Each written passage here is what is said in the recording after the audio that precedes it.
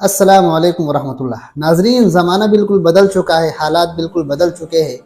आजकल वारदातों के तरीके इस हद तक बदल चुके हैं कि आप सोच भी नहीं सकते। 22 अक्टूबर 2022 को मेरे साथ होने वाले वाक़ये ने तो मुझे वरते हैरत में डाल दिया। असर की नमाज के बाद मैं चाय पीकर अपने कमरे की तरफ आ रहा था कि रास्ते में एक शख्स गाड़ी पर बैठा हुआ, उसके साथ एक खातून और एक छोटा सा बच्चा भी था। उन्होंने मुझे इशारा किया कि हाफिज़ साहब ज़रा 1 मिनट के लिए यहाँ पर आ जाए। मैं उनके करीब गया तो वो शख्स कहने लगा, हाफिज़ साहब मैं मरी से आ रहा हूँ, मैंने लाहौर की तरफ जाना है। एटीएम में पैसे निकालने के लिए जब मैं गया तो मेरा एटीएम कार्ड मशीन की ख़राबी की वजह से फंस गया। अब मेरे पास पेट्रोल डालने के लिए पैसे नहीं बचे, लिहाजा आप मुझे 3000 रुपये बतौर कर्ज दे दे, मैं लाहौर पहुँचते ही आपको रिटर्न कर दूँगा। अब अल्लाह का करम ऐसा हुआ, उनकी ज़ाहिरी शक्ल सूरत और उनकी हालत को देखकर मैंने अंदाज़ा लगाया कि बज़ाहिर ये लोग इस वक्त मुश्किल में हैं, उनकी मदद करनी चाहिए। ज़ाहिर सी बात है, मोमिन होता है अल-मुमिनु ग़िर्रुन करीम, उनके मोमिन सीधा साधा होता है। इसी नुक़्ते नज़र से मैंने अपने जेब से 1500 रुपये निकाल लिए, जो इस वक्त मेरे पास सिर्फ 1500 रुपये ही रखे हुए थे, उनको दे दिए। उन्होंने कहा फिर 1500 से कम नहीं चलेगा, लिहाजा आप थोड़ी सी और हेल्प कर दीजिए। साथ में मेरे कज़न थे, मैंने उनको बुलाया कि भाई आपके पास कुछ पैसे रखे हुए, उनको ज़रूरत है, ये ज़रूरतमंद है, इनको इस वक्त मुश्किल है, लिहाजा इनकी मदद करनी चाहिए।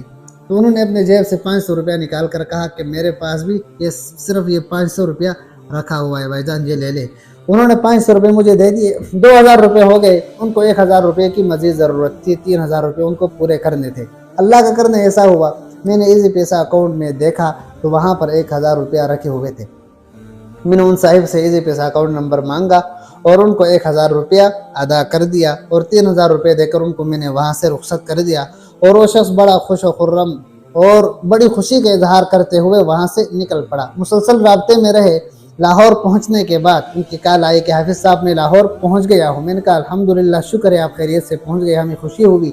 फिर कहने लगे कि हाफिज़ साहब मैं फ़्रेश होकर आपको कॉल करूँगा। सुबहान अल्लाह, वो दिन है और आज का दिन है। वो साहिब फ्रेश नहीं हुए, बिल्कुल मार्केट से शार्ट हो गए।